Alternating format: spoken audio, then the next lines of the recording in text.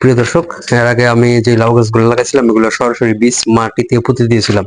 তো এবার আর বীজ মাটিতে পুঁতবো না, কারণ ওইভাবে দিলে বীজ খুব কম হয়। আর এটা হচ্ছে হীরা বীজ, যেটা হাজারি লাউ বলা হয়। তো এটা কিভাবে আমরা বীজগুলা বপন করব, তো চলুন দেখাই। আর এইভাবে বীজ বপন করলে খুব বেশি বীজ হয় এবং দ্রুত লাউ গাছ বাড়ে।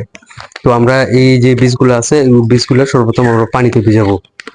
তো পানির জন্য আমরা একটা গ্লাস নিয়েছি, গ্লাসে কিছু পানি দিয়ে দিই। তো এটাতে পানি দিয়ে দিলাম। তো এখন আমরা বীজগুলা কেটে নিই, বীজগুলো বের করবো।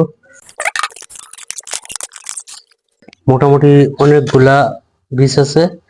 তো বীজগুলাতে দেখেন যে হালকা ওষুধ দেওয়া আছে, যে বীজগুলা যেন নষ্ট না হয়, একটু নীল কালারের, নীলচে কালার।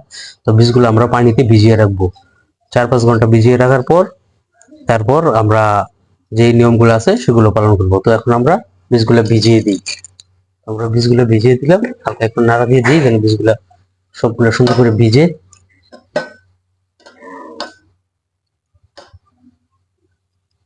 তো এখন এই বীজগুলা আমরা কম কম 8 ঘন্টা পানিতে এভাবে ভিজিয়ে রাখবো। তারপর যে বাকি কার্যক্রম গুলো আছে সেগুলো, বীজগুলো অনেকক্ষণ ভিজিয়ে রাখছি, প্রায় 8 ঘন্টার মতো। তো এখন বীজগুলো থেকে পানি ফেলে দিয়ে এখন হচ্ছে দ্বিতীয় কার্যক্রম শুরু করব। তার জন্য আমাদের দরকার এরকম একটা বাটি। আপনারা যে কোনো একটি বাটি নিতে পারেন, গোল অথবা এরকম যে কোনো একটা বক্স নিতে পারেন। আর তারপর তো প্রয়োজন হচ্ছে টিস্যু। তো আমরা প্রথমে টিস্যুটা একটু বাটির ভিতরে বিছিয়ে নিব। টিস্যু দিয়ে করলে একটু সুবিধা ভালো। আপনারা যদি টিস্যু ব্যবহার না করেন, কাগজ ব্যবহার করতে পারেন, তবে আমি মনে করি টিস্যু দিয়ে ব্যবহার করাটাই বেটার। তো আমরা সর্বপ্রথম টিস্যুটা এরকম বসায় নিলাম টিস্যুটা।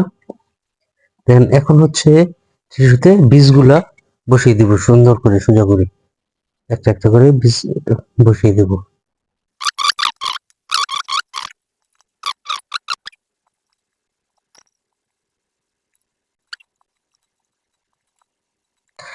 তো আমার বীজগুলো একটু ঘন হয়ে গেছে, আপনারা একটু কম বীজ দিবেন, আমি বেশি দিয়ে ফেলেছি।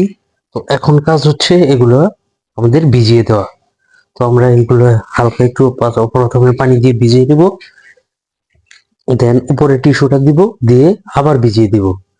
তো হালকা করে ভিজিয়ে দিই একটু পানি নিয়ে।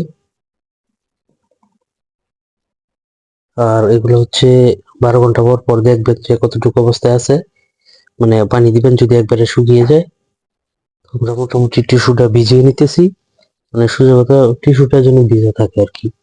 তো শেষ, দেওয়া শেষ। এখন আমরা টিস্যুটা আবার ঘুরিয়ে দিব এইভাবে, দিয়ে এটার উপরে আবার পানি দিয়ে দিব।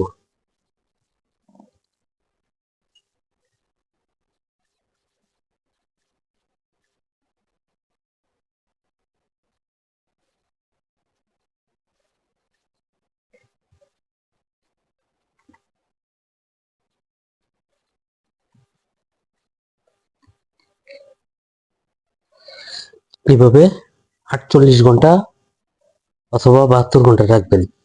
তো ওইগুলো দেওয়ার পর তারপর এরকম বক্সের চাপা দিয়ে দিবেন, দিয়ে যে কোনো একটা জায়গায় রেখে দিবেন। তো তারপর আমরা 72 ঘন্টা পরে আবার দেখাবো। তো প্রিয় দর্শক, আজকে 72 ঘন্টা হয়ে গেছে, আমরা এই বীজগুলা জার্মিনেশনে দিয়েছিলাম। তো এখন চেক করে দেখবো যে বীজগুলোর কি অবস্থা। এর আগে 48 ঘন্টার মাথায় আমি দেখেছিলাম যে পানি আছে কিনা, শুকিয়ে গেছে কিনা। তো দেখলাম যে সব কিছু ঠিক ছিল। তো আজকে এটা হয়ে যাওয়ার কথা, বীজের মাথা বের হয়ে যাওয়ার কথা। এবার এটা একটু বেশি শক্ত হয়ে লেগে গেছে, একটু খুলে নেই। হ্যাঁ, যেটা ভাবছি সেটাই হয়ে গেছে।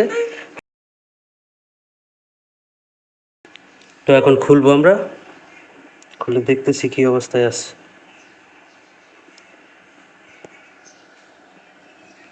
তো প্রিয় দর্শক, এই যে দেখতে পাচ্ছেন, গড়ে তোলো। তো যেগুলা বাকি আছে এগুলো অবশ্যই আবার রেখে দেবো, বাকি খুব কম আছে, বেশিরভাগই বের হয়ে গেছে। তো বাকিগুলো আর একটু সময় লাগবো।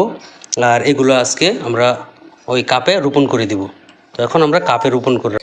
তো প্রিয় দর্শক, আমরা যে বীজগুলা জার্মিনেশনে দিয়েছিলাম, দেখতে পাচ্ছেন এই যে বীজ। তো এই বীজগুলা এখন আমরা বপন করে দিব। প্রত্যেকটা ইতে 2টা অথবা 3টা দিয়ে দিব। পরবর্তীতে গাছ হলে যে গাছগুলা বড় হবে সেগুলা আমরা শক্ত দেখে রেখে দিব, আর দুর্বল গাছগুলা ফেলে দিব।